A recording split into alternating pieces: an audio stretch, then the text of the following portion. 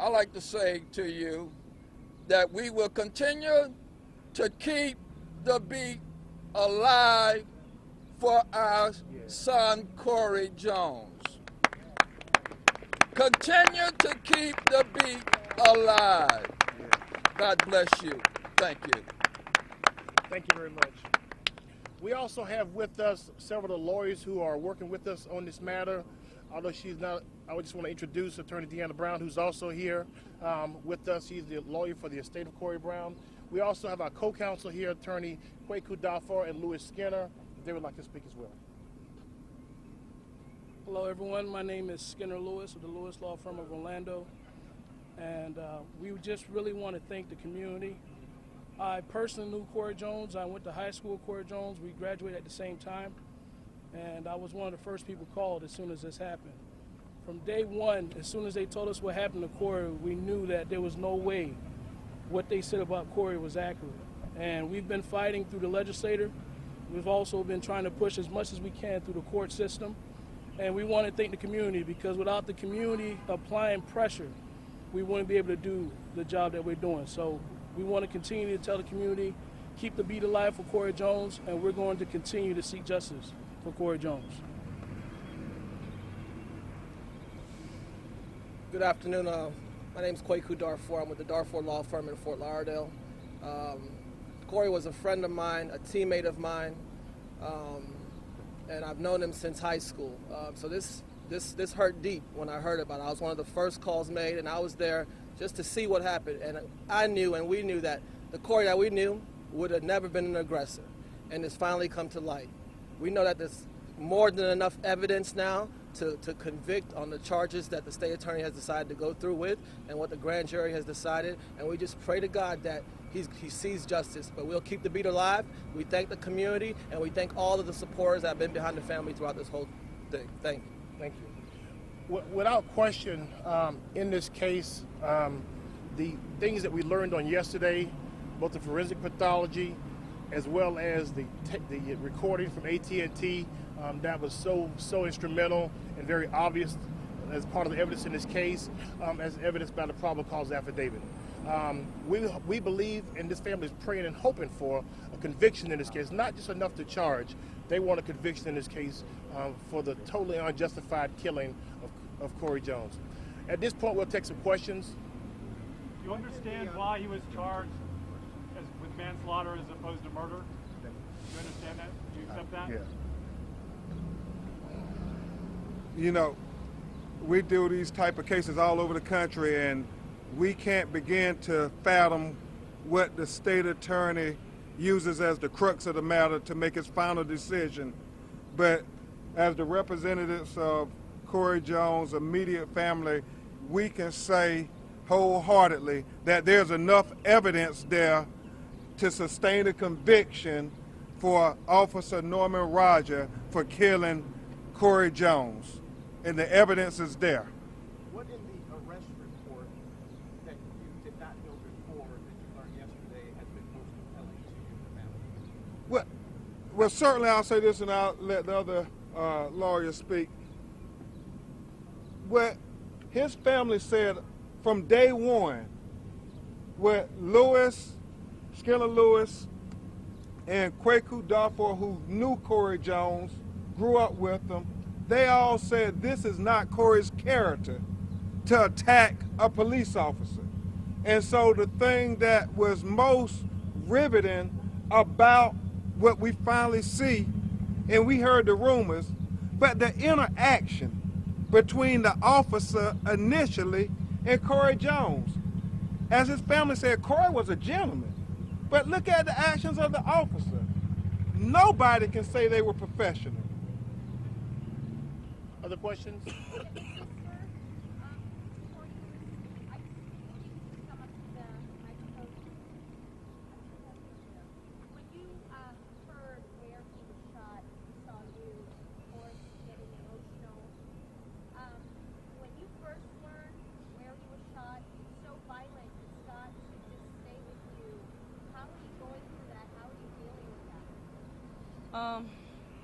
First and foremost, the Lord is keeping me sane. because it's something that you can't really put words to. It's something that you don't know how to really deal with. The best you know how to do is, for me, is to pray and to really give all my feelings, all the hurt, all the anger, just everything unto the Lord to really help me, to just keep me grounded.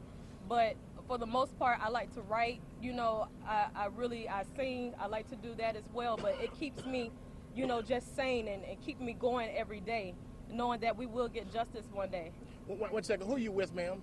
WSPN out of Miami. Okay. Can you go through the tape when he was shot, went through his heart? Let me say this here. Some of the questions have to be respectful of the fact that some of the things they just learned is a very volatile situation, very sensitive.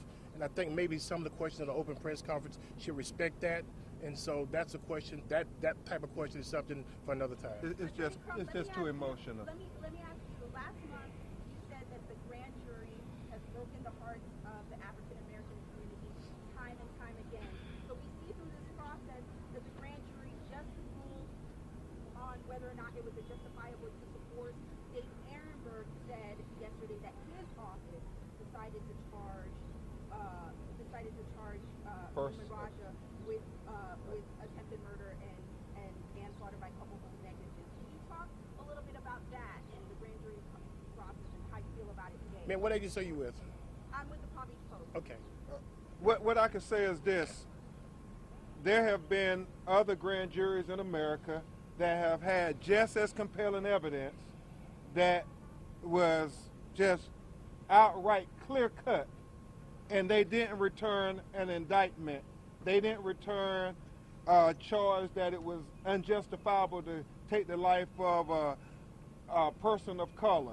And so you're right, communities of color all around America have been heartbroken by this. So today this is a sign of hope. This is a faithful family, and they always had faith that it was going to be just, that Corey's life was not going to be swept under the rug. So I think, if anything, this is a sign of hope for America that occurred here in Palm Beach County, because this grand jury had the courage to listen to all the evidence. And we can never, ever, ever overstate the importance of that audio tape. Thank God. Just imagine if that audio tape wasn't there, what the narrative would be. And so I'm like his father and mother, his family, just thanking God that that recorder was on. Because what we see in America over and over again, they always take the word of the officer, and the black or brown person who's dead on the ground is attacked. His character is assassinated. And so that's why that audio tape is so important. And as CJ said, his brother character was beyond reproach. But even that, people tried to attack his character. We got another question right here. Donna Payne with CBS News. Has the family heard the audio tape, and when is the first time that they heard it? Or They have not heard it. When was the first time that they saw what was the content of that? Yesterday. I mean, you had the rumors out there, but they hadn't seen it. The other thing I think is very interesting in terms of the charging, think about, they asked the grand jury in this case, was it justified? And I think by simplifying the question to them, and then the state attorney's office deciding on the charges, made it a far more streamlined process that you don't quite see all the time in America. Justified or unjustified? Well, obviously, one of the bullets we know was from the back. And so, and there's a lot of other evidence in the case, but the fact that we clearly see pathology of a bullet wound from the back speaks for itself. Do you feel the reaction had enough evidence to charge it? His office himself, it was kind of putting it off on the grand jury to do the dirty work, essentially? Well, as I said at the last press conference, they articulated to the family that they have a process. So you all have to make those decisions. I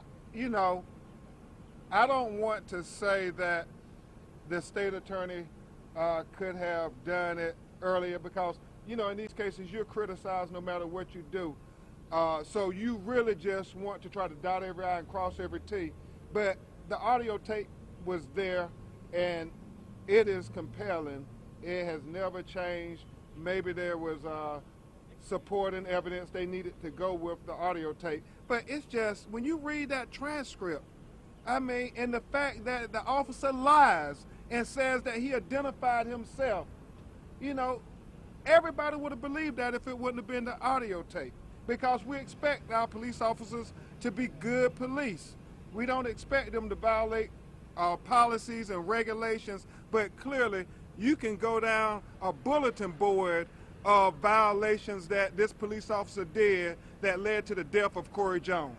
Could the family speak to the fact that the judge set a bond amount of $250,000 that this former officer could be back on the streets by the end of today? Well, let me say this, that's not totally. There are other bail conditions that were also presented that are very restrictive. So I think just that statement as you posed it, there's a lot more to it. So I think you'd have to look at all the conditions. Protection and stay away from the family, surrender the passport and those other items. Right. But the idea that there's a money amount for a man who is charged with killing Corey Jones and that he could walk free.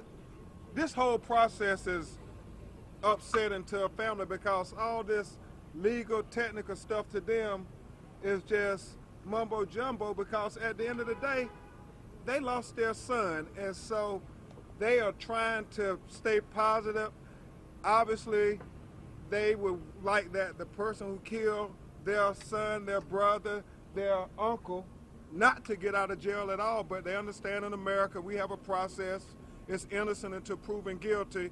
They respect this process. They want justice to be served, and so it's emotional. That's why they couldn't answer some of those real emotional questions about the manner he was killed. So they're trying to get through their journey in the most constructive way they know how to really help define the legacy of Corey Jones. There's another important point that we also want to make here too. There's a strong case to be made in furtherance of the issue that real-time recording of situations involving encounters with law enforcement mean everything. Because we now know that this officer said something totally different to the 911 operator after the fact.